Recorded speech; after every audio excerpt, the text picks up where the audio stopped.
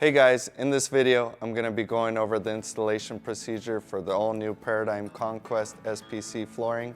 The installation procedure is slightly different than that of previous generations of Paradigm flooring, with the introduction of a new locking system that speeds up the installation process and makes it much more DIY friendly.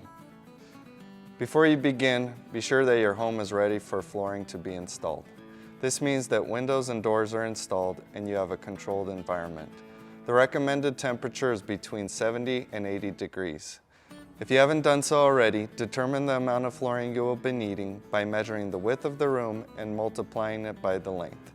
Be sure to add 10% extra for waste and cuts.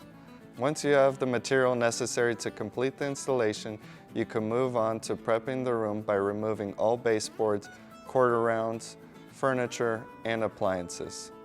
Once you have cleared the room, remove the existing flooring.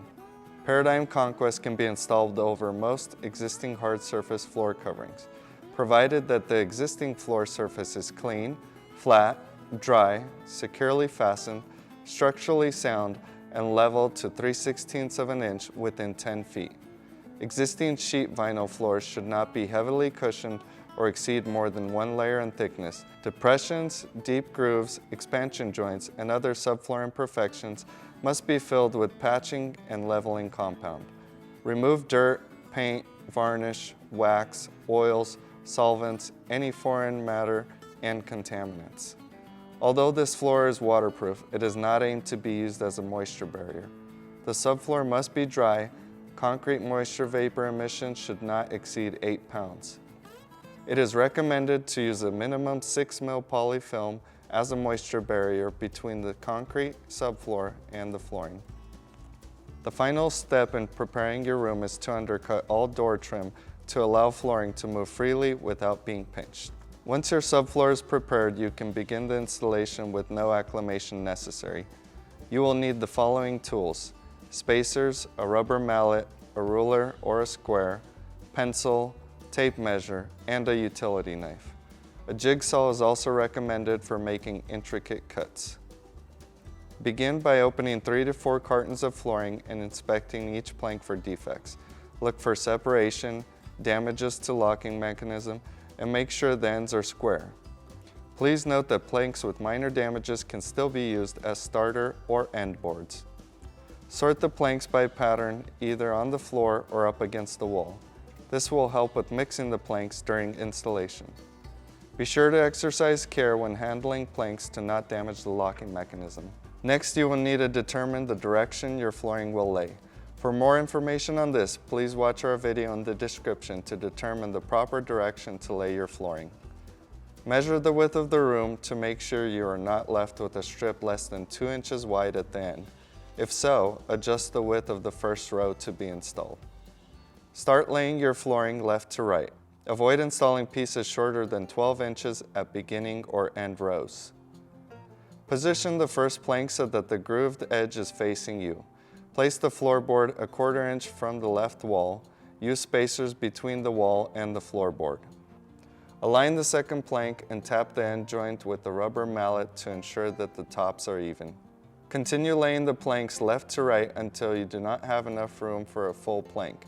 At this point, you will need to cut the board to fit, leaving a 1/4 inch expansion gap at the wall.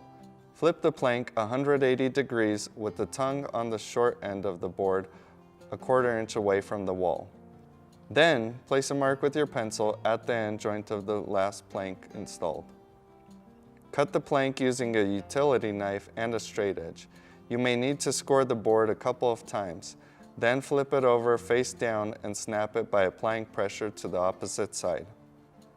When you begin the second row, cut the board to make sure the ends are at least 8 inches apart. Align the end joint with that of the first row. Angle the board 25 to 30 degrees while placing the tongue into the groove of the first row. Now you can gently lay the floorboard down flat. Check to make sure that there are no gaps between the two boards before you move on.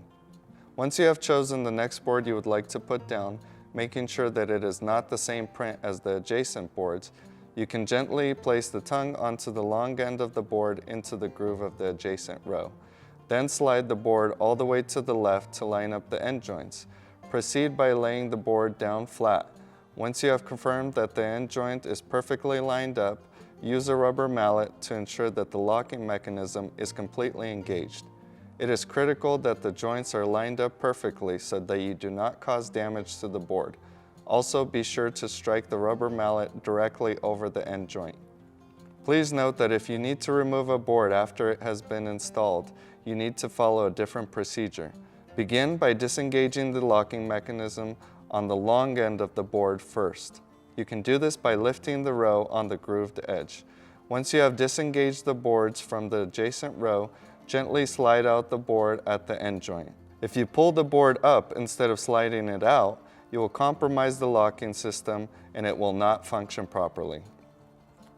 When you get to the last row, measure and mark the board appropriately, making sure to leave a 1/4 inch expansion gap. You may find it helpful to use a pry bar when locking in the last row to ensure a tight fit.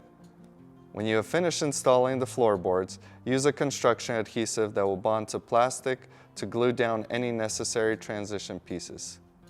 Then install a baseboard or base chute to cover the expansion gaps. If you found this video helpful, please hit that like button, subscribe to our YouTube channel for more great content. Until next time, I'm Ben with Corona Hardwood, flooring you can trust.